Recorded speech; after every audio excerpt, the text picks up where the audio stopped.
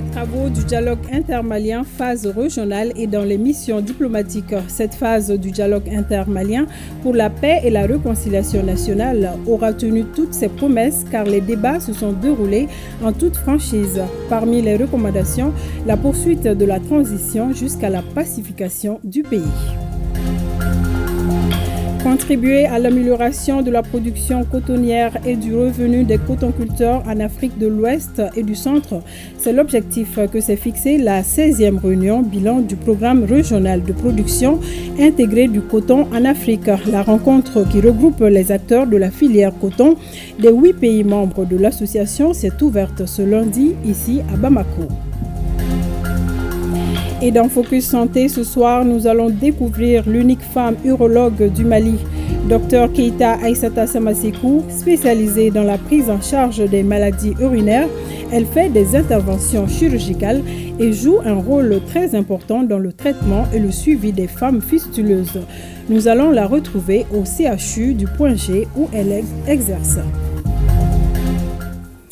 Mesdames, Messieurs, bonsoir. Bienvenue dans la grande édition de ce lundi 22 avril 2024. Tout d'abord, rendons-nous à la primature où le chef du gouvernement a reçu successivement en audience le secrétaire permanent de la mission interministérielle de coordination de la lutte contre la drogue et l'ancien ministre Aruna Niang, porteur d'un projet structurant de transformation du coton dans les pays membres du C4. Conseils et orientations ont été prodigués aux visiteurs venus exposer leurs activités et leurs démarches à l'Océanie Touré. L'ancien ministre Aruna Niang est porteur d'un projet de l'ONUDI. Ce projet consiste à créer des industries transformatrices du coton produit dans nos pays.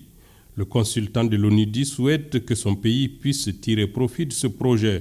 On espère qu'à travers cette initiative qui est soutenue par l'ONUDI, par la FIFA, mais également par l'OMC.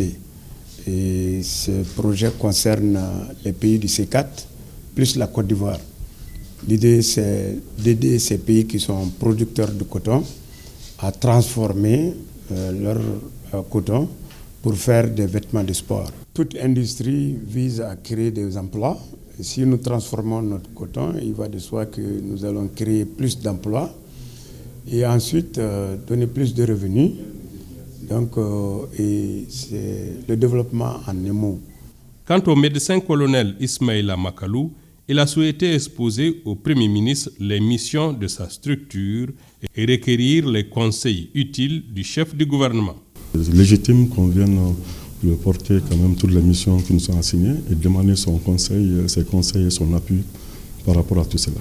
C'est normal qu'on vienne pour dire, parce que l'une des missions phares, c'est définir une politique nationale de lutte contre la drogue au Mali. Vous voyez, la drogue prend de l'ampleur, c'est un véritable fléau au jour d'aujourd'hui. Et qui sait que pour que les conséquences puissent être maîtrisées sur le plan sanitaire, le plan économique, le plan, il faut déjà que les politiques prennent cela, c'est-à-dire au premier plan. Le Premier ministre, qui a montré un réel intérêt pour les sujets exposés, a accompagné ses visiteurs de conseils et d'orientation susceptibles de faciliter leur mission. Je vous le disais à l'instant, ouverture à Bamako de la 16e réunion bilan du programme régional de production intégrée du coton en Afrique. Pendant 3 jours, les différents acteurs de la filière coton des 8 pays membres de l'association vont discuter des résultats des activités de recherche-développement de la campagne cotonnière 2023-2024. L'objectif est de contribuer à l'amélioration de la production cotonnière et du revenu des cotonculteurs en Afrique de l'Ouest et du Centre. C'est ce que nous dit Nouhoum Sissoko. La 16e réunion bilan du PRPICA, programme régional de production intégrée du coton en Afrique, examine le déroulement de la campagne cotonnière 2023-2024 dans ces 8 pays membres. Elle consiste aussi à passer en revue les résultats des activités de recherche-développement menées au cours de la même période et les perspectives en matière de gestion intégrée des ravageurs, des sols et des nouvelles variétés adaptées aux variations climatiques. Cette 16e session bilan du PRPICA se tient à une période critique pour nos différentes filières cotonnières en termes de changement climatique, déficit pluviométrique et de crises liées à l'invasion des Jassir en 2022 qui avait fait chuter la production coton d'environ 50% dans certains pays, entre autres. Avec les problématiques de la fertilité des sols et des variétés, les attentes sont énormes vis-à-vis du programme et de cette réunion. J'ai foi que cette rencontre confirmera et rassurera quant aux solutions durables proposées pour une meilleure campagne cotonnière 2024-2025. La filière coton dans les pays membres du PRPICA est confrontée à la baisse de rendement, moins d'1 tonne à l'hectare, aux effets liés au changement climatique, à la mauvaise répartition des pluies et à la transformation de la fibre de coton.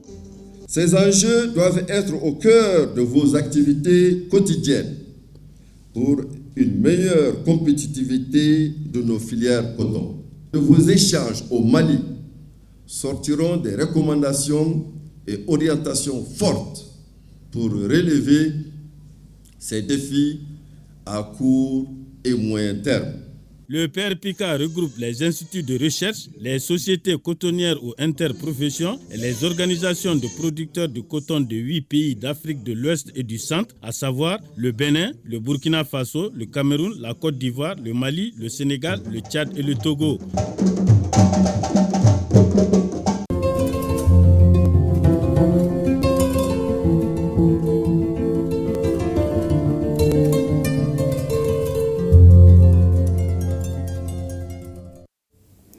Édition essentiellement consacrée à la clôture du dialogue intermalien au niveau régional et dans les missions diplomatiques et consulaires. Pour parler de ces assises importantes pour le Mali, avec moi sur ce plateau, Awadit Makamara. Bonsoir. Bonsoir Mariam. Alors ici à Bamako, les travaux de 3 jours se sont déroulés au Palais de la Culture Amadou Hampâté-Bâ. Les Maliens ont parlé autour des questions intéressantes de la vie de la nation et formulé des recommandations. Bonsoir Mariam Kouni, merci de renouveler votre confiance à ORTM1 et tout à fait les populations ont répondu présent à cette deuxième phase du dialogue intermalien à Bamako dans les différentes régions et dans les missions diplomatiques et consulaires du Mali. Je vous amène au Palais de la Culture Amadou Hampâté-Bâ où Ousmane Issoufy Maïga a salué la qualité des échanges des participants assortis de recommandations pertinentes allant dans le sens de l'apaisement et de la cohésion sociale. Retour sur les conclusions de ces concertations avec Ardjou Matina.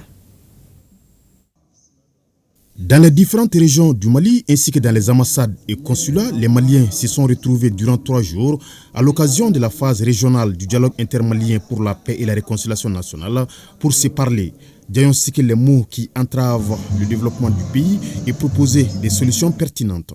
Mettre en place un comité de suivi, évaluation du dialogue intermalien pour la paix et la réconciliation, programmer la célébration de la fête du 22 septembre 2024 à Kidal. Maintenant, par rapport à la thématique 2, réduire le nombre des partis politiques à 5, renouer le dialogue avec la classe politique, prolonger la transition jusqu'aux élections prochaines, soit une durée de 12 à 36 mois, élever le président Modibo Keïta au grade des héros national pour qu'il soit enseigné dans les écoles primaires. Par rapport à la thématique 3, développer les secteurs primaires, notamment l'agriculture, l'élevage et la pêche. Par rapport à la thématique sécurité, élever les 5 colonels au rang de général, amnistier les 5 colonels, encourager la poursuite des opérations de sécurisation et de stabilisation du pays. Le président de la République, son Excellence, le colonel Assimi Goïta, on ne pourra le remercier plus qu'on le pense. On le remercie, pas plus qu'à sa juste valeur, mais il les reçoit et qu'il les reçoit toujours. Ses collègues et lui, ils font du cœur, s'ils pensent à nous, qu'ils disent Amina. Puisque quand on dit le Mali c'est pour nous tous. On dit souvent de mettre le Mali au-dessus de tout. Mais on peut supporter une charge. Chargé d'organiser cette concertation, le président du comité de pilotage, Ousmane Issoufy Maïga, dans son intervention à la cérémonie de clôture de la phase régionale, a tenu à féliciter les participants et les participantes pour leur engagement. Puis il les a remerciés d'avoir débattu sans langue de bois, dans la franchise et dans le respect mutuel. Le rapport adopté à l'issue de cette phase régionale du district de Bamako sera transmis au comité de pilotage. Durant 3 jours, vous avez planché sur les 5 thématiques du dialogue intermalien en lien avec la paix, la réconciliation nationale et la cohésion sociale, les questions politiques et institutionnelles, l'économie et le développement durable, les aspects sécuritaires et la défense du territoire, la géopolitique et l'environnement international. Je voudrais remercier du fond du cœur toutes les personnes qui ont accepté de participer à cet exercice de réflexion profonde sur les voies et moyens de la restauration du vivre ensemble et de la paix durable entre filles et fils de notre pays, le Maliba. Nous avons participé aux 3 jours de travaux. Les conclusions nous ont été livrées aujourd'hui. Vous avez vu dans les conclusions, il y a un certain nombre de choses dans les conclusions qui sont capitales. Ça, c'est quoi? La population de Bamako, ils ont trouvé que le travail qui est en train d'être abattu par la transition est vraiment énorme. Et c'est un bon travail et qu'il fallait encore la continuer parce qu'il y a beaucoup de choses à faire. Et en plus de ça aussi, il a été demandé aussi que Modibo Keïta soit réhabilité davantage.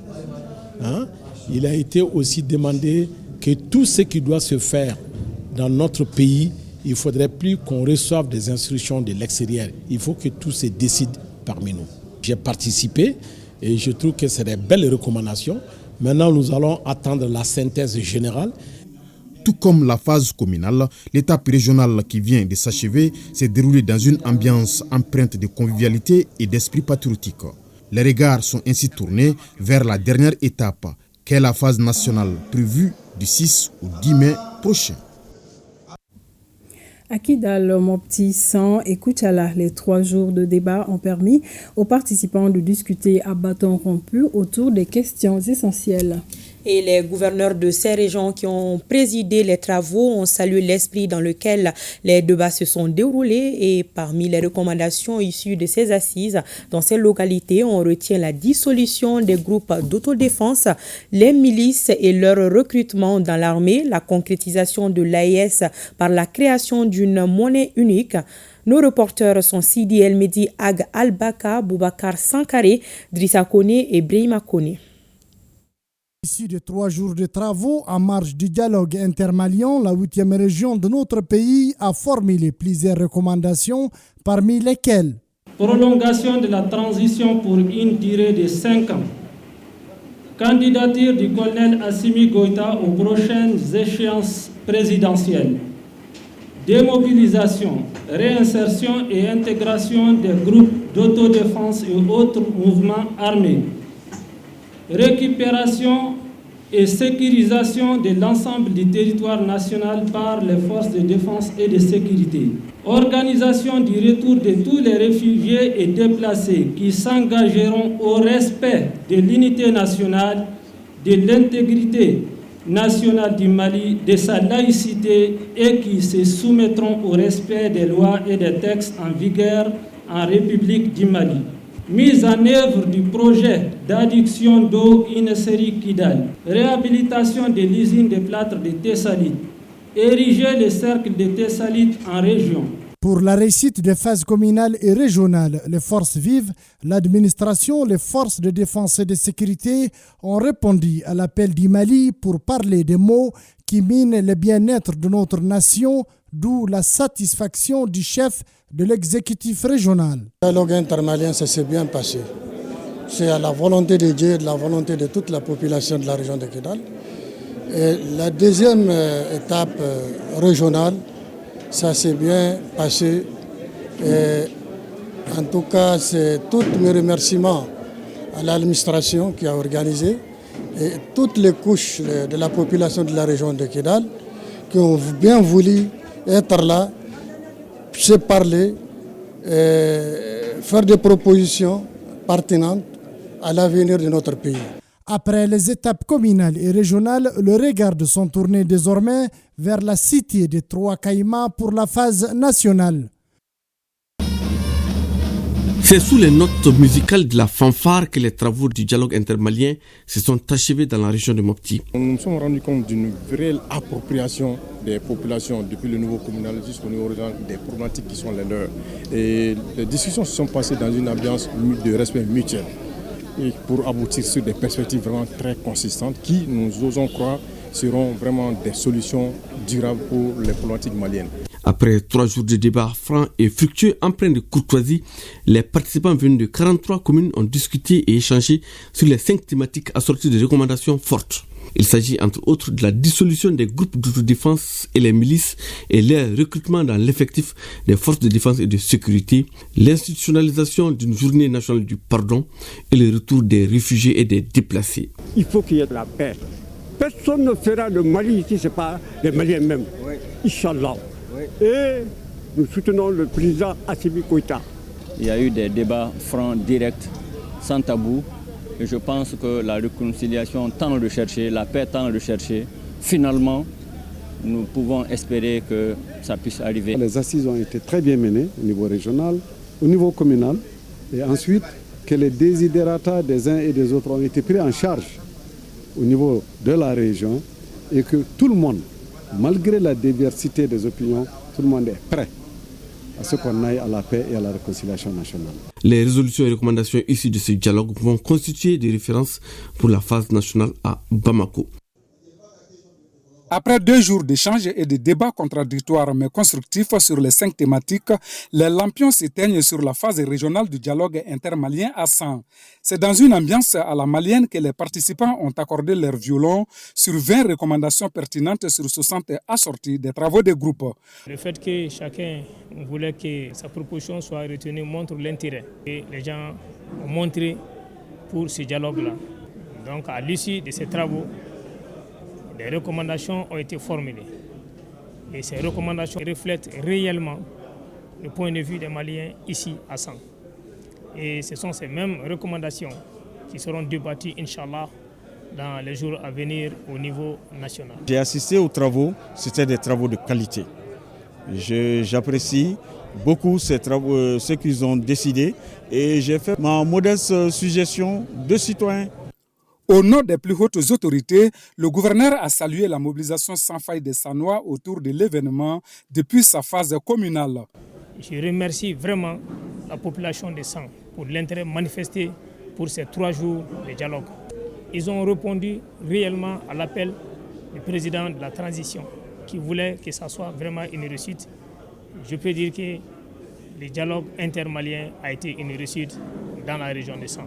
On ose espérer que ce dialogue, c'est le début de la pérennisation du dialogue entre les Maliens, qu'à partir de cet instant, que les frustrations s'éteignent et qu'on se donne la main pour construire un Mali prospère pour tous. Vivement un Mali uni et prospère dans sa diversité ethnique et culturelle. À Koutiala, les participants à cette phase régionale du dialogue intermalien pour la paix et la réconciliation nationale recommandent. Les Maliens ont confiance au président Assimi Goïta. Les Maliens ont confiance en cette transition. C'est pourquoi il a été demandé dans les recommandations phares que s'il y a élection, que le colonel Assimi Goïta se présente et que les Maliens sont prêts à le suivre. Aussi et également, les Maliens ont compris que l'intégration doit être une réalité.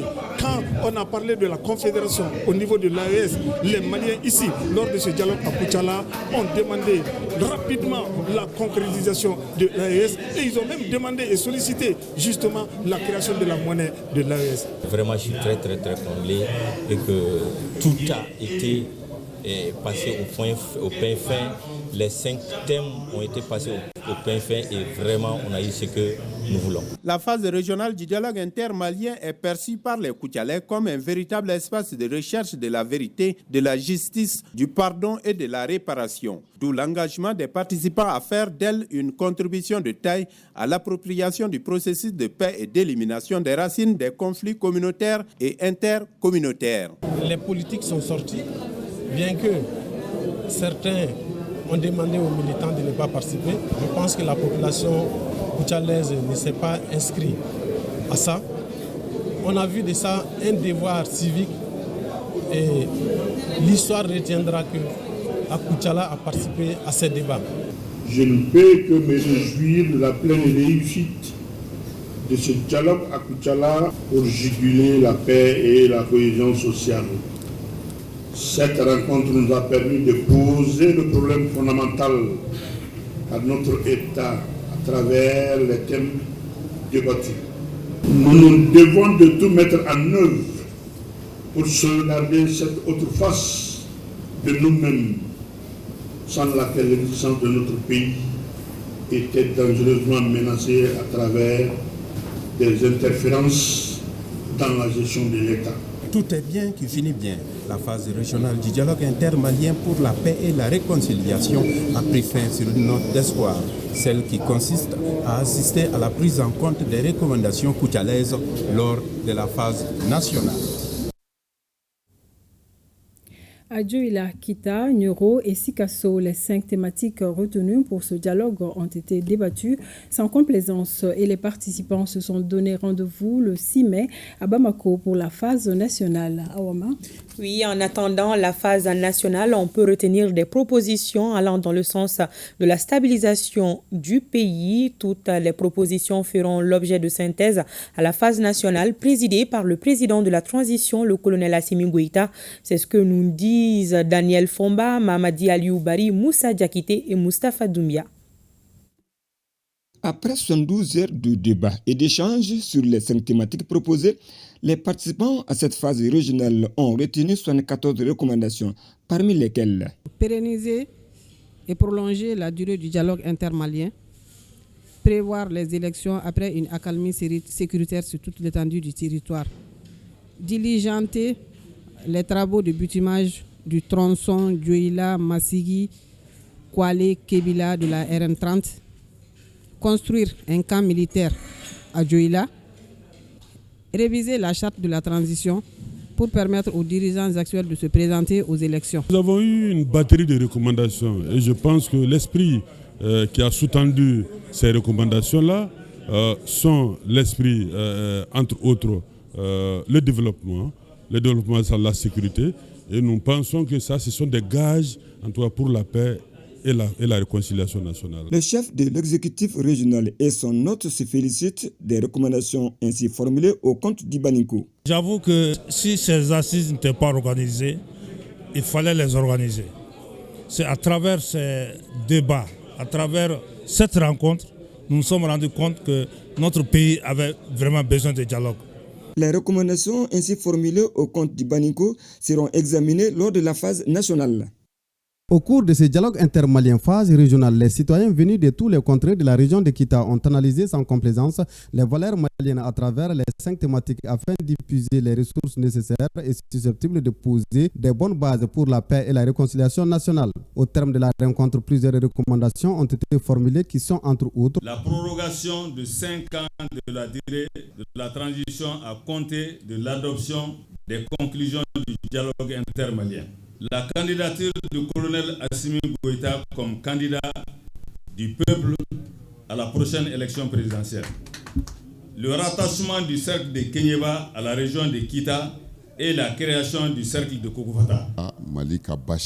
Ce dialogue a été initié pour la paix, la cohésion sociale et la réconciliation nationale. C'est une opportunité pour nous de reconsidérer nos valeurs utiles qui nous ont échappé. Vraiment, on a foi que ce dialogue est porteur du Mali dont nous souhaitons. Ça a été une bonne initiative que le gouvernement a pris en compte. Demander l'avis de tout un chacun, hommes et femmes, jeunes, personnes âgées, même les chefs de quartier, les religieux. Auparavant, on échangeait, on débattait sur la situation du pays, à Bamako seulement ou bien en dehors du pays. Mais cette fois-ci, donner la parole aux communautés depuis les communes, au niveau région et au niveau national, je pense que cela est à saluer. Les composantes socio-professionnelles de Kita ont compris qu'une paix juste et durable ne peut résulter que d'un véritable dialogue intermalien, porteur d'une vision partagée sur un Mali dont nous vérifons tous en commission de travail et plénière, ont tout mis en œuvre pour être en adéquation avec les attentes des Maliens. Durant ces 3 jours-là, vraiment, personne n'a été découragé. Je salue tous les participants de la région de Kita. Les résolutions fortes qui sont sorties de ces discussions, ces résolutions ont été prises dans la convivialité, dans la paix et surtout dans l'entente mutuelle. Dans l'ensemble, on peut dire que les objectifs ont été atteints. Parce que nous, la mission de supervision, notre rôle, c'est de voir comment les travaux se déroulent, conformément au guide établi par les TDR du dialogue intermalien. Durant ces 3 jours, vous avez passé en revue et au peigne fin tous les aspects essentiels et indispensables à la cohésion sociale, à la réconciliation nationale et à la restauration d'une paix véritable dans notre grand pays, le Mali. Cet exercice vous a certainement permis d'apporter des éléments de réponse qui vous semblent pertinents pour chaque problématique posée en tenant compte de l'expérience vécue. Tous les acteurs pensent désormais que la paix et la réconciliation nationale au Mali sont bien portées par le dialogue intermalien dont la phase nationale est prévue du 6 au 10 mai à Bamako. Cette phase régionale du dialogue intermalien pour la paix et la réconciliation a comblé toutes les attentes dans la région de Nioro. Toutes les couches socio-professionnelles des 6 cercles de la région ont répondu présent à l'appel de la nation. Je sors plus que jamais comblé et les attentes ont dépassé ce que nous on avait pensé. Les gens étaient engagés et les gens étaient déterminés et pour la restauration de la dignité de notre pays en général, mais de Nioro, la région de Nioro en particulier. La population de la région de Nioro est très contente de cette initiative adoptée par le président de la transition. Il réitère une fois de plus son engagement, sinon sa volonté pour une nouvelle prorogation de la transition et a aussi souhaité la candidature du président de la transition, son Excellence Assimi Goïta. Ce que je viens d'entendre et voir reflète une sincérité de la part de la population de la région de Nioro. J'ai compris également que la région de Nioro s'est exprimée librement et ils ont montré que le temps de la camisole forcée, emportée est révolu et que le peuple malien a opté pour le tailler et le cousu sur mesure. Les recommandations ont montré que le message même de ce dialogue a été compris. Après 3 jours de débats souvent tendus mais francs et constructifs sur les 5 thématiques, les idées des 400 participants ont fondu dans un même creuset et les recommandations suivantes prenant en compte toutes les aspirations et attentes des populations ont été formulées. La prolongation de la durée de la transition d'au moins 3 ans, la demande de la candidature du président Assimi Goïta aux élections présidentielles prochaines, le renforcement de l'ancrage à l'AES, la réduction du nombre de partis politiques et la suppression de leur financement public, entre autres. C'est une phase régionale du dialogue intermalien bien réussie selon les autorités et selon les participants à ces 3 jours d'échanges et de discussions. Des participants venus des 52 communes de la région, plus ceux de la ville de Sikasso. On a débattu en long et en large quelles sont les causes qui font que la paix est instable. Qu'est-ce qu'il faut faire pour promouvoir la réconciliation entre les fils du pays? Et les débats ont été houlés, souvent passionnés, mais au final, on a mis l'intérêt du Mali au-dessus de tout. Nous avons travaillé sur la thématique R3 qui était pratiquement basée sur les questions de l'économie et l'agriculture. Donc on a essayé d'échanger sur ces questions, sur ces thématiques, et les problématiques liées par rapport aux intrants, par rapport à tout ce qui sont liés à la redevabilité agricole dans nos communautés. Les travaux se sont déroulés en groupe puis en plénière. Chaque groupe a travaillé sur l'une des 5 thématiques en lien avec la paix, le développement, la politique et la géopolitique. La concertation a enregistré la présence de 4 membres du CNT et 2 membres du comité de pilotage du dialogue. Les travaux se sont déroulés sans incident majeur. Ça, je peux faire le constat. Tant au niveau de la plénière qu'au niveau des groupes de travail thématiques que nous avons eu l'occasion de parcourir, le calme a prévalu, la courtoisie a prévalu. Ce que nous avons vu ici, ça réconforte. Et nous sommes très fiers de notre région. Les débats se sont déroulés sans incident, dans la plus grande courtoisie, dans le respect mutuel, malgré les divergences de points de vue. Ce dialogue intermalien est un moyen sûr pour promouvoir la paix et la cohésion selon l'exécutif régional. Je reste profondément convaincu que le chemin vers la paix et la prospérité est pavé de dialogue, de compréhension et de compromis. En cette période cruciale pour notre nation, nous devons faire preuve de courage, de détermination et de générosité d'esprit. La phase régionale du dialogue intermalien est sanctionnée par plusieurs recommandations, parmi lesquelles la poursuite de la transition jusqu'à la stabilisation du pays, la réduction du nombre de partis politiques et le renforcement des structures en charge de la sécurité. Il faut noter qu'en prélude à la clôture, les membres du CNT et la gouverneure ont rendu visite aux notabilités après avoir pris part à la montée des couleurs au gouvernorat. L'espace universitaire n'est pas resté en marge, il a aussi apporté sa contribution pour la réussite du processus Awama. Effectivement, à Ségou et à Bamako, par exemple, des conférences ont été organisées sur le dialogue intermalien pour la paix et la réconciliation nationale. Au cours des échanges, l'accent a été mis sur les vertus et l'importance du dialogue, les précisions de Honoré Tchenou et de Boubacar Bablintouri. Pour la tenue du dialogue intermalien à l'Université de Ségou, c'est une conférence introductive pour permettre de répondre aux questions relatives aux 5 thématiques. Le comité de pilotage a cadré le dialogue intermalien à des débats autour de 5 thématiques qui sont paix et réconciliation nationale et cohésion sociale, questions politiques et institutionnelles, économie et développement durable, aspects sécuritaires et défense du territoire, géopolitique et environnement international. 3 mots-clés qui constituent le fond du débat au cours de cette conférence initiée à l'adresse des étudiants de l'Université de Ségou. Des panélistes ont mis l'accent particulier sur la sécurité et la défense du territoire ainsi que le concept du dialogue. Donc lorsque vous êtes fâchés l'un contre l'autre ou si vous n'arrivez pas à vous comprendre, si vous vous asseyez pour parler, la compréhension mutuelle intervient. La sécurité concerne beaucoup d'aspects et la majorité des pays africains ont des problèmes liés à la sécurité alimentaire. En plus de ça, il y a la sécurité liée à l'économie. Pour qu'on puisse parler de développement économique, il faut forcément la stabilité des États. Des concepts bien compris par des étudiants prêts pour le dialogue. Venir aujourd'hui à l'Université de Ségou, n'est-ce pas, et vouloir en tout cas rassembler plus de 1000 personnes de jeunes et faire cette conférence sur la paix et la réconciliation, je crois que c'est une activité à saluer. Cette conférence est aussi une phase préparatoire de 3 jours d'atelier pour avoir des réponses de qualité aux 5 thématiques du dialogue intermalien. Une journée sans répit pour le président du comité de pilotage du dialogue intermalien. La visite a concerné la Direction générale de l'enseignement supérieur et de la recherche scientifique et la faculté des sciences administratives et politiques. Le message est le même, appeler les uns et les autres à s'investir pour sortir le Mali de l'ornière.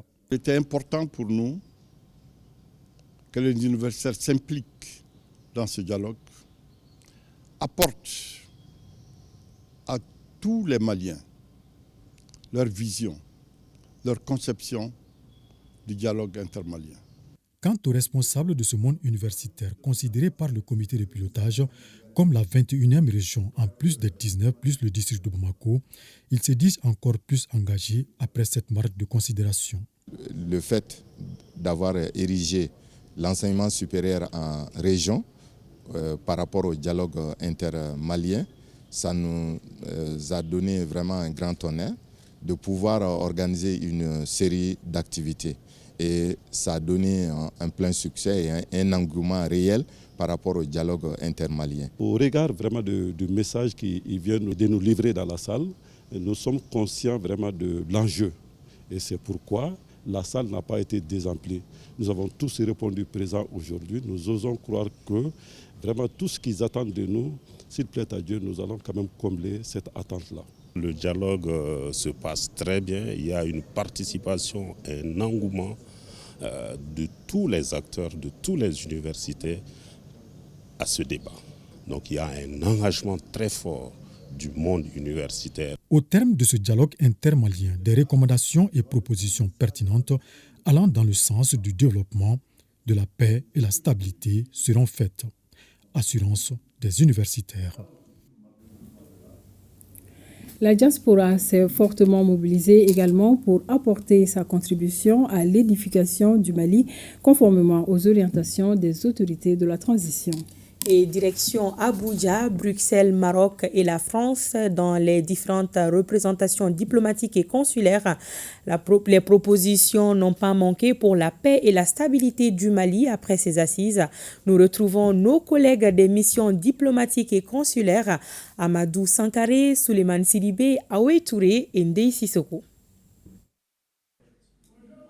Après d'intenses travaux consacrés aux ateliers thématiques, les participants au dialogue intermalien pour la paix et la réconciliation nationale dans la juridiction de l'ambassade du Mali en République fédérale du Nigeria ont passé en revue les résultats de leur discussion. À l'issue de ce dialogue direct, les participants ont fait plusieurs recommandations. Les participants ont soulevé la nécessité pour le Mali de coopérer avec les autres pays. C'est là dans le respect de notre souveraineté. Les participants ont souhaité le développement d'un partenariat stratégique gagnant-gagnant qui puisse préserver les intérêts du Mali et des Maliens avec tout pays jugé pouvoir apporter un plus à notre pays. Les participants ont demandé une transition d'au moins 4 ans à compter de maintenant. Quant au chargé d'affaires Mohamed Ousmane, il a salué la forte implication des Maliens établis au Nigeria pour la réussite de ce rendez-vous, avant de les inviter à rester toujours unis pour le Mali. C'est le lieu aussi d'inviter tous les Maliens d'être ensemble, de s'unir autour de notre transition, de soutenir la transition, puisque c'est de ça que notre pays a besoin. Nos autorités ont besoin qu'on les soutienne pour qu'ils puissent continuer leur lutte et la refondation de notre pays. Les participants se disent fiers d'avoir apporté leur contribution dans le processus de refondation de leur pays. Les Maliens établis à Bruxelles ont répondu favorablement à l'appel citoyen lancé par les autorités de notre pays. Il s'agit bien du dialogue intermalien. Les travaux se sont déroulés dans la salle de conférence de l'ambassade du Mali.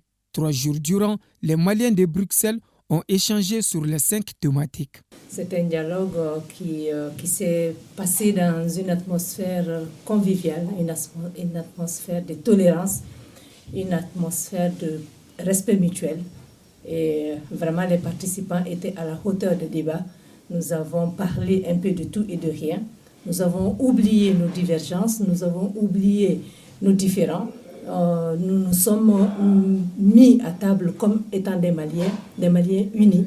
Quant à l'ambassadeur, il a salué les participants pour la qualité des débats, mais aussi leur engagement pour le Mali. Je souhaite vraiment commencer par remercier nos compatriotes établis au niveau de la juridiction de Bruxelles qui sont vraiment mobilisés.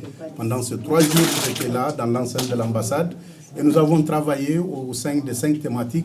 Et je crois que les recommandations et les résolutions qui ont sanctionné nos travaux ici seront bien sûr envoyées et elles contribueront à enrichir les débats au niveau national.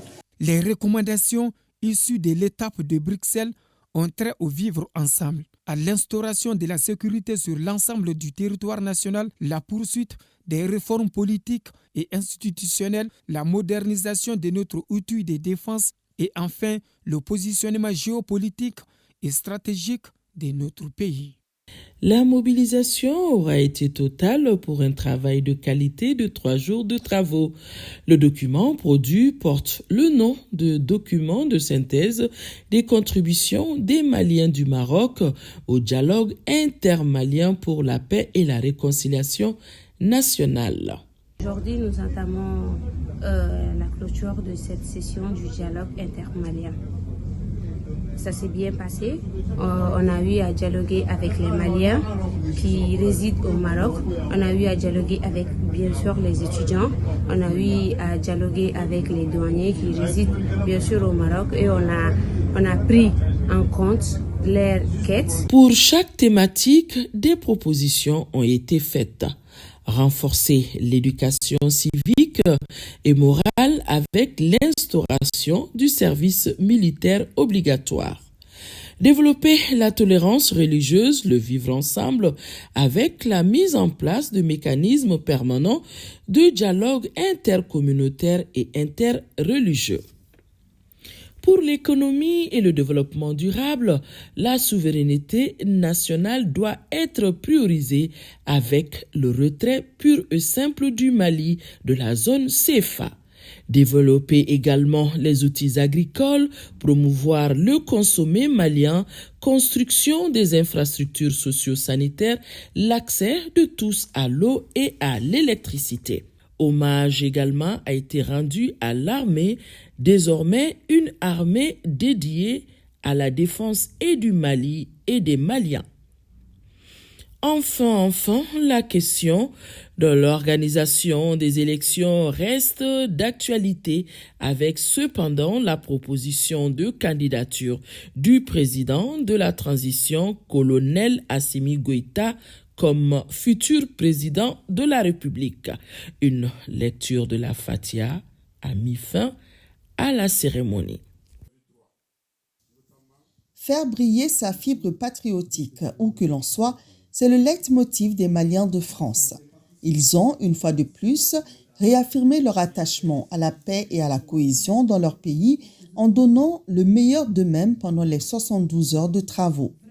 La cérémonie de clôture a regroupé les participants autour du chargé d'affaires de l'ambassade, Bakary Dembélé, l'ambassadeur Amadou Opatiam, délégué permanent du Mali auprès de l'UNESCO, Moussa Kene Kodjo, consul général du Mali à Paris, et la représentante du comité de pilotage, Mariam Salikene Koulibaly. Les thématiques ont fait l'objet d'examens attentifs.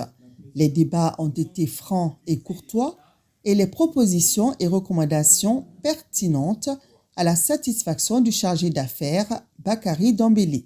Vous avez fait montre d'une ouverture d'esprit et fortement appréciée. Les débats se sont tenus dans la courtoisie, dans le respect de nos différences linguistiques, religieuses et culturelles. C'est cet esprit positif qui a abouti à l'adoption tout à l'heure du rapport qui vient à l'instant d'être présenté.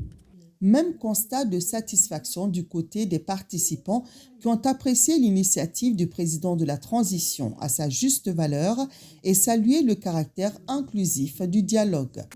Les deux représentants de la juridiction à la phase nationale prévue à Bamako sont Maître Mahmoud Sidibé, rapporteur, et Koulibaly Ramata Maïga, présidente. Aujourd'hui, moi je suis comblée. Je suis comblée parce que ce dialogue s'est passé dans un climat de confiance, dans un climat fraternel, dans un climat où la diaspora qui ont participé se sont mis au-dessus de leurs propres inquiétudes, de leurs propres opinions, pour mettre le Mali au-dessus de tout. Se mettre au-dessus des divergences pour mettre le Mali au-dessus de tout, voilà bien résumé l'esprit qui a prévalu pendant le dialogue intermalien phase diaspora-France. Merci. Et toujours hors du Mali, à présent, la synthèse des différentes contributions dans les missions diplomatiques et consulaires. Il s'agit entre autres de l'Algérie, de Turquie, la Mauritanie, la Tunisie et le Niger. Après 3 jours d'échange, nous retenons de fortes recommandations allant dans le sens du processus de refondation du Mali. C'est un commentaire de Bemba Sibi. Les travaux du dialogue intermalien ont pris fin également dans les représentations diplomatiques et consulaires du Mali. En Mauritanie, les représentants de la communauté malienne ont répondu massivement présents à ce rendez-vous historique. Une forte mobilisation saluée par l'ambassadeur Mohamed Dibassi. Aux 5 thématiques proposées, ils ont formulé de nombreuses recommandations qui seront portées au niveau national. Des propositions et des recommandations pour la stabilisation du Mali, le retour de la paix et de la cohésion sociale ainsi que le développement, ce sont les points qui ont également sanctionné les travaux du dialogue direct intermalien en République sœur du Niger. Durant 3 jours, la forte communauté malienne résidant à Niamey a activement participer aux travaux de ces assises. À l'instar des autres missions diplomatiques et consulaires de notre pays, les travaux du dialogue intermalien ont pris fin aujourd'hui à Alger avec une note de satisfaction. Satisfaction sur la mobilisation des Maliens vivant en Algérie, satisfaction sur la qualité des recommandations issues des discussions directes et francs. Débat direct et franc, souvent houleux, mais empreints de cordialité et de respect mutuel, ont aussi caractérisé les 3 jours de travaux du dialogue intermalien à Tunis. Le Conseil de base des Maliens en Tunisie, l'Association des étudiants et stagiaires maliens ont activement et massivement pris part à ces assises. Une dynamique saluée par l'ambassadeur Moussa Sorossi qui a présidé les travaux. Et on peut dire qu'il y avait de l'engouement autour du cadre d'échange intermalien dans les régions de Kayes, Koulikoro, Ségou et Gao. Les participants ont fait la synthèse des phases communales.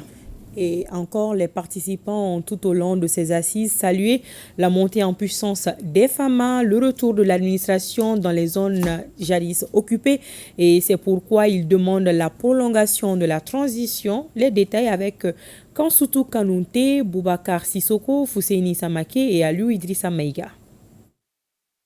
Les travaux se sont déroulés dans une atmosphère très apaisée, très clémente et bon enfant. Les participants venus de tous les cercles de la région de Kayes ont fait le tour 3 jours durant des thématiques, entre autres, paix et réconciliation nationale et cohésion sociale, aspects sécuritaires et défense du territoire, géopolitique et environnement, questions politiques et institutionnelles.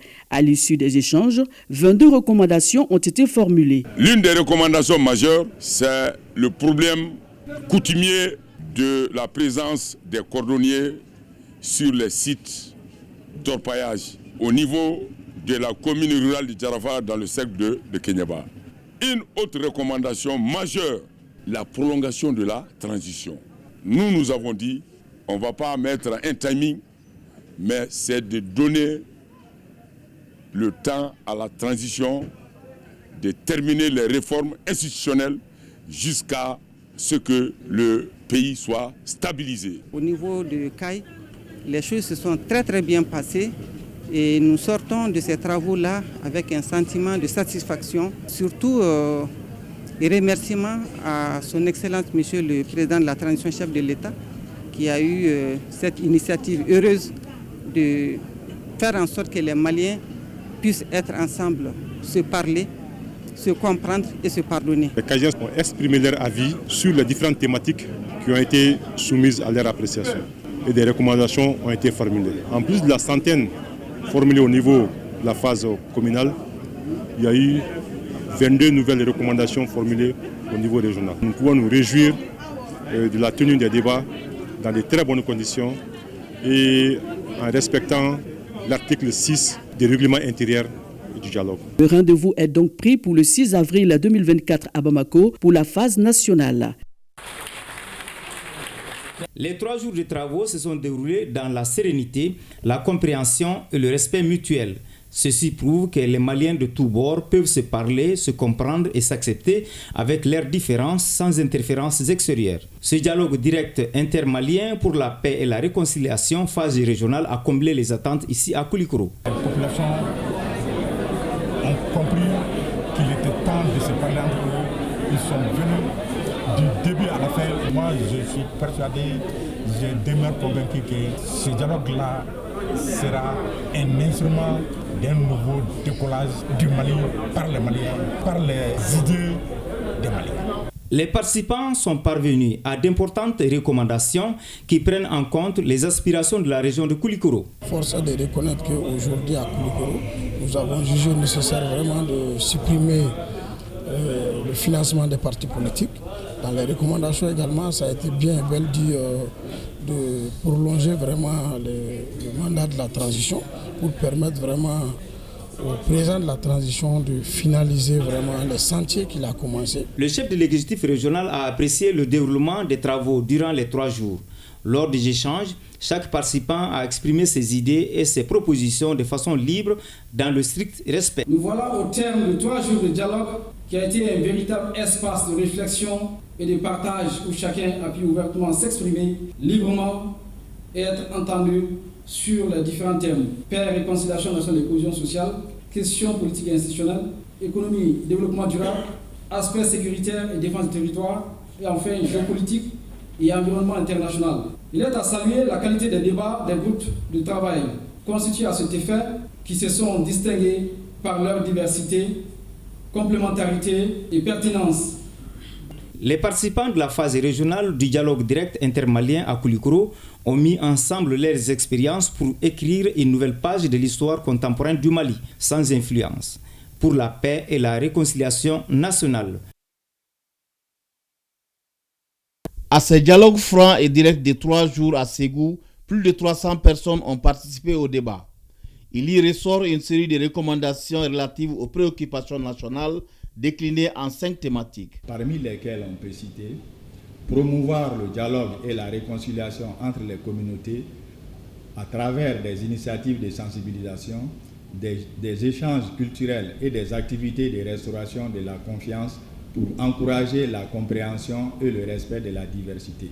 Après ce dialogue, il serait désormais possible de construire ensemble un avenir radieux, un environnement sain où toutes les filles et tous les fils de notre beau pays se sentiront en sécurité pour recoudre le tissu social afin de construire par nous-mêmes et pour nous-mêmes notre avenir économique, politique, social et culturel dans un Mali stable et prospère où les communautés sont réconciliées entre elles-mêmes et vivent en harmonie avec leurs voisins. Ce dialogue direct intermalien a été un espace d'écoute, de réflexion et de recherche des pistes de solutions aux incompréhensions et malentendus pour aller vers la paix durable et le vivre ensemble dans les communautés. L'intérêt que vous avez porté aux différentes thématiques et la qualité de vos interventions ont été à la hauteur des attentes. Au regard de l'ampleur des riches et fécondes recommandations qui ont été formulées au cours de ces 3 journées, il me sera impossible de m'étendre sur tous les points de vue qui ont été exprimés. Ainsi, les recommandations de cette rencontre serviront de base solide pour les résolutions de la phase nationale prévue à Bamako. C'est là dans le but de construire un Mali croix souverain et apaisé où les citoyens seront maîtres de leur propre destin. Des échanges directs entre les fils du même pays, des débats souvent tendus, voilà l'atmosphère dans laquelle s'est déroulée la phase régionale du dialogue intermalien à Gao. Durant les 3 jours de concertation, chaque citoyen a laissé parler son cœur et dire ce qu'il pense de la situation avant de proposer des solutions pour un Mali stable. Les femmes ont beaucoup participé, surtout à la phase régionale. Elles étaient présentes dans tous les groupes de travaux. Il y a eu des débats très fructueux et ils ont échangé sur ce que les communales ont fait. Et il y a eu une synthèse qui était ressortie. Il y a eu des discussions pour pouvoir au moins se retrouver ensemble et pouvoir trouver des solutions. L'essentiel des débats a porté sur ce que toutes les communes ont espéré que ça doit être réalisé pour que le Mali puisse retrouver la paix. Nous avons parlé en majorité sur les DDR, c'est-à-dire tous ceux qui détiennent l'arme, qui ne sont pas l'armée régulière, de les cantonner, de les désarmer et de les réinsérer. Toutes les démarches entreprises au cours de cette phase régionale visent un seul objectif, la paix et la réconciliation nationale. Cette phase régionale a permis de restaurer le dialogue entre toutes les composantes sociales de la région, un moyen approprié et efficace pour consolider la paix et restaurer la réconciliation nationale au sein de nos communautés. En plus de peaufiner les recommandations de la phase communale du dialogue, les participants au niveau régional ont fait de grandes propositions, parmi lesquelles il y a la construction et sécurisation de la route Gao-Sévari, reprise des travaux du barrage de Taoussa, retour immédiat des services financiers et administratifs de l'État au niveau de la région de Gao. Enfin, voyons comment les travaux se sont déroulés dans les régions de Tombouctou, Taoudéni, Nara, Bandiagara et Ménaka. Les travaux se sont bien déroulés à la satisfaction des gouverneurs de région et les membres du comité de pilotage du dialogue intermalien pour la paix et la réconciliation nationale. Tous ont salué à l'unanimité l'organisation de ce dialogue car il aura permis de briser la glace de la méfiance entre les différentes communautés.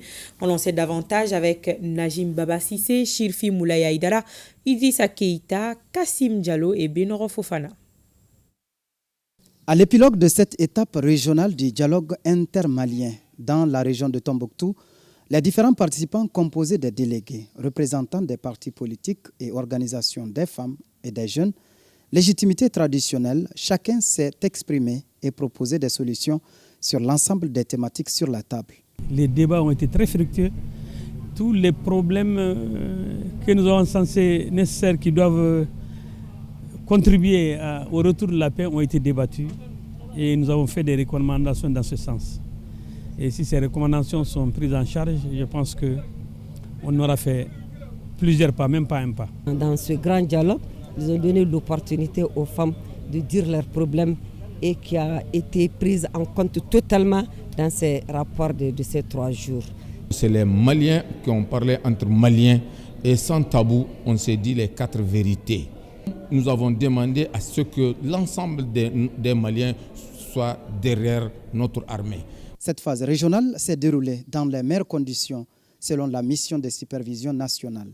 Je voudrais encore une fois remercier les hautes autorités du pays, le président de transition, chef de l'État, pour avoir eu la généreuse idée de concevoir et de faire organiser ce dialogue intermalien pour la paix et la réconciliation.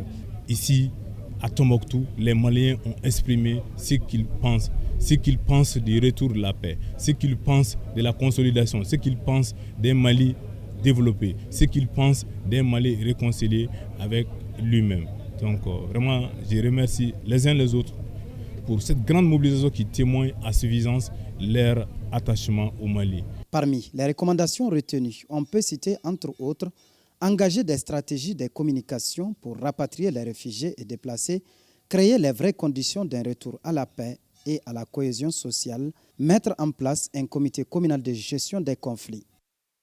La région de Todeni a gagné son pari du dialogue avec plus de 500 participants qui se sont donnés à fond pour la réussite des travaux de cette phase régionale. En tant qu'autorité traditionnelle et légitimité traditionnelle, on va vulgariser du mieux que l'on peut dans tous les hameaux, dans tous les villages, sur tous les points d'appui avec nos communautés par rapport à ce qui a été dit au cours de ces dialogues régionaux. D'importantes recommandations ont été formulées qui tiennent en compte les préoccupations de la région, mais aussi du Mali entier. Je remercie le président de la transition pour avoir donné à travers ce dialogue inclusif la chance à tous les Maliens de pouvoir se parler entre Maliens, sans intermédiaire, pour trouver une solution durable, pour ne pas dire définitive à la paix, dans notre pays. En dehors des thématiques, nous avons recommandé la prolongation de la durée de la transition pour 2 ans, la candidature du colonel Assimi Goïta à l'élection présidentielle, la mise en œuvre intégrale des recommandations issues de ces dialogues nationaux, la mise en place d'un comité de suivi de mise en œuvre des recommandations. Durant, évidemment, à partir de samedi jusqu'à aujourd'hui, nous assistons à la fin du 2e processus. On m'a demandé une fois, ici même, est-ce que c'est une réussite? J'ai dit, on ne peut pas parler de réussite dans un processus, mais on peut parler logiquement et honnêtement du processus d'organisation de la première phase communale, de la 2e phase régionale. Le gouverneur tout heureux salue le succès des travaux. Je remercie tous ceux qui ont déplacé de loin ou de près pour qu'on puisse avoir la paix chez nous. La paix, à mon avis, il n'a pas de prix. Et je remercie surtout les populations qui ont déplacé nous de la frontière mauritanienne et l'Algérie pour être avec nous ici. Et je dis, ça n'a pas fini. La paix n'a pas une limite. La paix, c'est un combat de chaque Malien chaque jour. Le rendez-vous de la phase nationale est pris pour le 6 mai à Bamako. Les délégués y prendront part pour contribuer aux assises.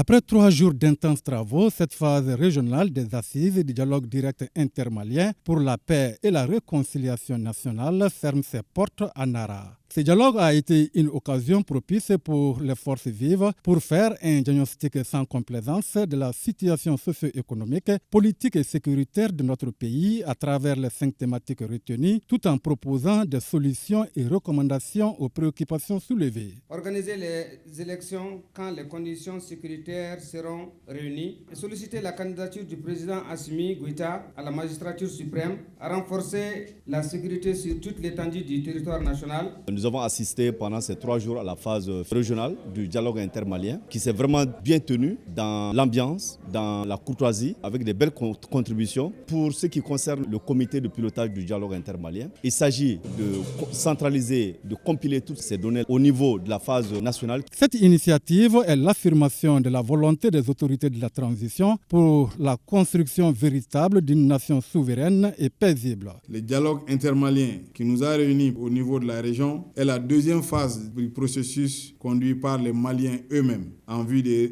restaurer la paix, de consolider l'unité nationale et de raviver le vivre ensemble. C'est le lieu et l'occasion de remercier les plus hautes autorités et singulièrement le président de la transition, son Excellence le colonel Assimi Goïta, pour cette belle initiative historique démontrant sa volonté manifeste en faveur de la cohésion sociale et pour la paix indispensable au développement de notre pays. Pour joindre l'utile à l'agréable, le chef de l'exécutif régional a organisé à l'endroit de ses hôtes une soirée culturelle marquée par une myriade de chants et de danses traditionnelles du terroir. Un témoignage éloquent des populations de Nara, conscientes que le vivre ensemble est la chose la mieux partagée. La sécurisation de la route numéro 15, la RN15, la prolongation de la transition, le retour des déplacés, l'insertion des groupes d'autodéfense dans les rangs des forces de défense et de sécurité sont les recommandations majeures de la région de Badiangara au terme des travaux du dialogue intermalien pour la paix et la réconciliation nationale.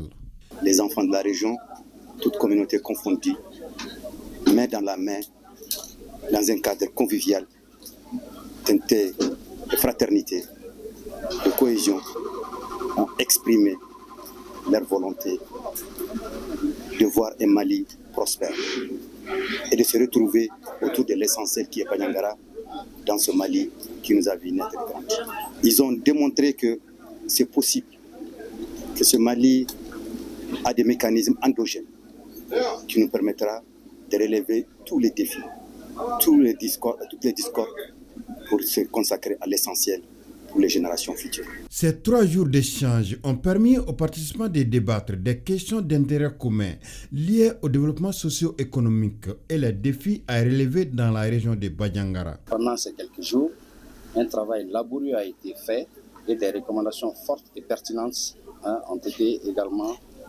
écrites.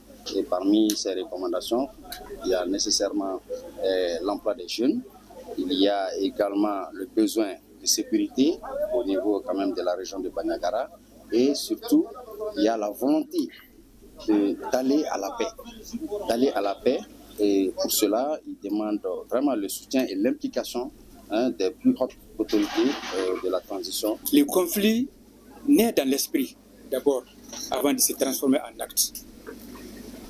La paix également c'est pareil et j'ai constaté aujourd'hui que la paix est dans l'esprit et le cœur de tout un chacun. C'est ça ma satisfaction. Rappelons que 5 thématiques étaient retenues pour ce dialogue intermalien, notamment la paix, la réconciliation nationale, la cohésion sociale, la politique institutionnelle, l'économie et le développement durable, la sécurité et la défense, la géopolitique et l'environnement international. Pour un Mali uni où il fait bon vivre, la population de la région de Ménaka y travaille farouchement. Ainsi, les délégués de Ménaka viennent de produire des recommandations jugées pertinentes pour la stabilisation du pays, après avoir passé à la loupe les différents rapports de la phase communale du dialogue intermalien. Le dialogue intermalien auquel vous venez de prendre part se poursuivra au niveau national dans les jours à venir. Vous aurez compris qu'à chacune des étapes, il est demandé aux acteurs que nous sommes d'apporter chacun sa contribution à l'édification de l'œuvre nationale en termes de résolution des recommandations et des propositions.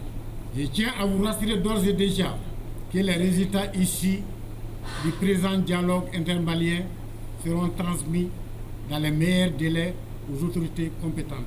La participation massive de la population de Ménaka à cet exercice est saluée par le chef de file du dialogue intermalien dépêché à Ménaka. Les délégués, les responsables qui ont été désignés, qui devaient faire la synthèse de tout ce qui s'est passé au niveau des communes, c'était des cadres qui ont vécu à Ménaka, qui ont occupé des grands postes et qui, pour la plupart, sont aujourd'hui à la retraite, mais ils sont venus apporter leur pierre à l'édifice pour la prise en compte de tout ce qu'il y a comme problème qui menace la paix, la réconciliation, la cohésion au niveau de la région de Ménaka. Qu'ils en soient tous remerciés. Ménaka a produit un document complet. La population de Ménaka entend soutenir ces recommandations formulées à la phase nationale prévue le 6 mai prochain. Et voilà la quintessence des différentes recommandations du dialogue intermalien à Bamako, dans les différentes régions et dans les missions diplomatiques et consulaires du Mali. Des recommandations qui feront objet de synthèse à la phase nationale prévue du 6 au 10 mai 2024 sous la présidence de l'initiateur de ce dialogue. J'ai nommé le président de la transition, le colonel Assimi Goïta. C'est tout, Mariam Kone. Merci, Awama Kamara. Merci à vous. Et nous reformons ce chapitre consacré au dialogue intermalien.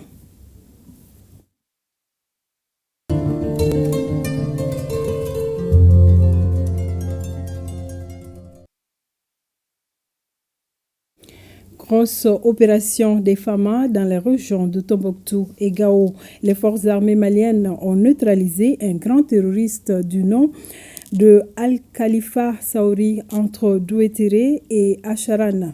Il sévissait sur la route Tombouctou-Goundam. 2 des 4 terroristes qui s'étaient attaqués à de paisibles citoyens du village de Bara dans le cercle d'Ansongo ont été aussi interpellés. Plus de détails sur ces actions avec Abdoulaye Sakou.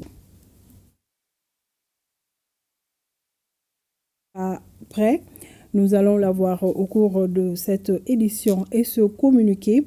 À présent, numéro 005-2024, CNDHP. Suite à la prise du décret numéro 2024-02, 36 PTRM du 11 avril 2024 par le président de la transition, chef de l'État accordant des grâces collectives, la Commission nationale des droits de l'homme, CNDH, se réjouit de cette mesure salutaire contribuant à désengorger certains établissements pénitentiaires en cette période de grande chaleur. Félicite le président de la transition, chef de l'État, pour cette action de protection des droits de l'homme dans le milieu carcéral. Encourage les autorités à poursuivre les efforts en faveur de l'humanisation des lieux de privation de liberté dans notre pays, car les droits de l'homme ne s'arrêtent pas à la porte de ces lieux. Le ministre des Maliens établi à l'extérieur et de l'intégration africaine a présidé ce matin la clôture de l'atelier d'échange sur les enjeux de la création de l'Alliance des États du Sahel. Les participants ont formulé des recommandations en rapport avec la bonne circulation des personnes et de leurs biens, la gestion commune des questions sécuritaires, la problématique du peuplement du Nord, entre autres. Youssouf Diakité. Favoriser la coopération politique et diplomatique entre les pays membres de l'AIS pour promouvoir la stabilité régionale, résoudre les différends de façon pacifique, mettre en place une architecture de sécurité régionale, créer les conditions pour le peuplement de l'Iptako-Gourma. Voici certaines des recommandations formulées à l'issue de ces 2 jours d'atelier sur les enjeux de la création de l'Alliance des États du Sahel. Au total, ce sont 23 recommandations qui ont été validées par les experts. Créer des ports secs dans le nord du Mali et du SEC et du Niger, mettre en place des mécanismes de médiation et de résolution des conflits pour prévenir les tensions et les conflits locaux. Développer une doctrine de règlement d'engagement commune pour harmoniser les actions des forces de sécurité nationales, investir dans les infrastructures logistiques et les technologies de surveillance pour améliorer la mobilité et la réactivité des forces de sécurité. Le ministre des Maliens établi à l'extérieur et de l'intégration africaine estime que les défis sont énormes et multiformes auxquels les dirigeants des États du Sahel doivent conjointement faire face au bonheur des peuples du Sahel. Théâtre de crises humanitaires et sécuritaires multiples, région de transit. Petit souci technique indépendant de notre volonté. Focus Santé ce soir s'intéresse à une dame, Dr Keita Aïssata Samasekou, est aujourd'hui la première femme et la seule femme urologue du Mali. Elle est spécialisée dans la prise en charge des maladies urinaires et joue un rôle très important dans le traitement et le suivi des femmes fistuleuses.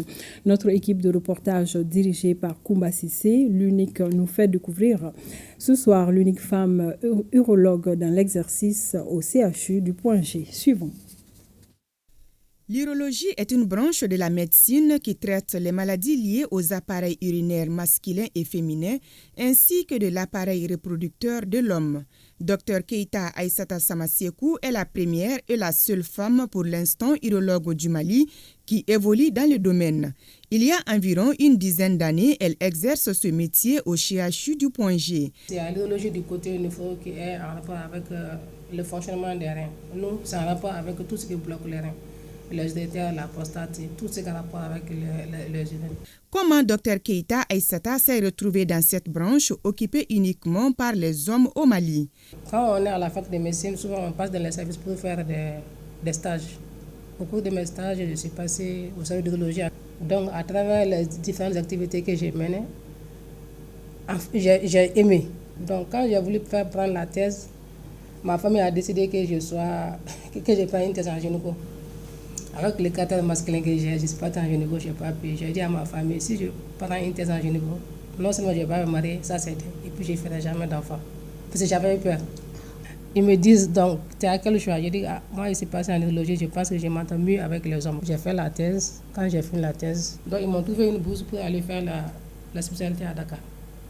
Et avec l'aide du professeur Berthier. Elle soulage beaucoup les femmes qui souffrent de la fistule obstétricale. D'ailleurs, au moment où nous la rencontrons, elle était sur le point d'opérer une patiente. Une femme victime de fistule vésico-vaginale, on doit faire sa prise en charge tout de suite. L'équipe est composée par notre anesthésiste qui est là et on a les aides du bloc. Les autres, c'est nos collègues. Nous sommes déjà prêts. On va commencer tout de suite. Docteur Samasekou et ses collègues s'occupent bien de nous. Elle est très accueillante et nous accompagne à tout moment. Nous ne pouvons rien lui reprocher.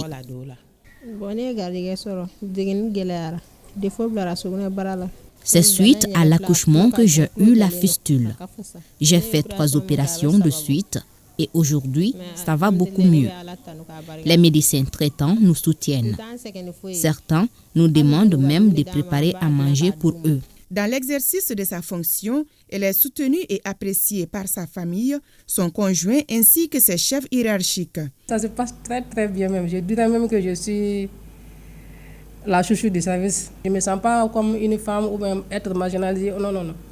Je fais ce qu'il y a à faire et on m'aide à faire ce qu'il y a à faire. Je commence tous les jours à 7h30. Le départ, ça, je ne sais pas. Ça dépendra des cas. Souvent, c'est à 16h, souvent, c'est au-delà. Et on peut même t'appeler souvent à 4h, 5h du matin. Et là, mon mari est obligé de venir m'accompagner. Donc, pour ça, je lui dis vraiment merci. Les difficultés, c'est qu'il y en a beaucoup. Souvent, tu sais, en urologie, c'est surtout les touches rectales, les attouchements et tout ça là. C'est ce qui se passe avec les hommes. Vu que moi, j'étais le sexe opposé, des fois, quand tu fais, il y a des petits soucis qui arrivent. Donc là, on peut remédier. Il y a aussi des hommes qui ne veulent pas être vus par une femme. Et ça, j'ai été confrontée à ça 2 fois seulement. Depuis que je suis interne en 2005, une seule fois à Dakar. Sinon, ici, je n'ai jamais eu ce problème avec les Maliens. Il faut dire que l'urologie est une spécialité qui attire beaucoup plus d'hommes que de femmes, et cela s'entend un tout petit peu. Mais les femmes ont une grande place à jouer aussi en urologie. Et Dr Samasekou pratique de l'urologie générale, et étonnamment très bien acceptée par nos patients. Mais aussi, elle est l'interface entre nous autres urologue du service et les femmes victimes de fistules urogénitales. Dr Keita Aïssata Samasekou souhaite que d'autres femmes lui emboîtent les pas. C'est pourquoi elle encourage ses sœurs à exercer ce métier afin de venir en aide aux patientes qui souffrent de la fistule et d'autres maladies urinaires. Et nous allons pouvoir suivre à présent la grosse opération des femmes dans la région de Tombouctou et Gao. L'état-major général des armées informe l'opinion nationale que les FAMA ont mené le 19 avril 2024 une opération spéciale de précision pour neutraliser Al-Khalifa Saouri entre Douétiré et Acharan dans la région de Tombouctou. Ce terroriste qui est impliqué dans toutes les attaques contre les FAMA, y compris les tirs d'obus et des braquages contre les civils le long de la route Tombouctou-Gounam, était vivement recherché. Il a formellement été identifié avec un recueil de renseignements de grande valeur. Cette action confirme une fois de plus le professionnalisme et la détermination des FAMA à mettre fin au terrorisme dans notre pays. Et ce 22 avril 2024, 4 terroristes ont fait une incursion dans le village de Bara. Ils ont pillé des boutiques et blessé un enfant de 12 ans suite à des tirs. La victime a été évacuée au CCRF d'Ansongo. Très vite, les FAMA ont recherché et interpellé deux des 4 terroristes nommés Malik Ag Sagafou et Al-Mahadi Ag Sagafou, tous domiciliés à Tabanko, cercle d'Ansongo. L'état-major général des armées salue la bravoure des FAMA, magnifie la collaboration des populations et rassure de l'engagement des FAMA. Et votre émission Grain de Midi de demain mardi aborde le thème sur l'obésité. Les invités de Lala Touré et ses chroniqueurs sont professeur Anselme Konaté, spécialiste en hépato-gastro, Madame Dako Prudence Dako, présidente de l'association des femmes rondes luttant contre l'obésité, et Sekou Sissoko, coach sportif. Je vous propose déjà un extrait du reportage de Fatoumata Bouiguilé.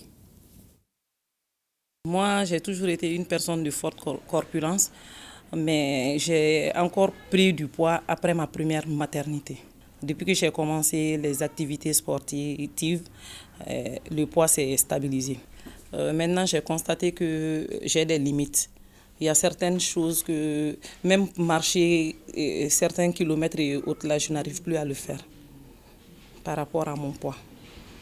Il y a certaines tâches aussi, j'ai des problèmes à les faire. Il y a certaines personnes, ça les gêne. Moi, particulièrement, j'arrive à m'y faire.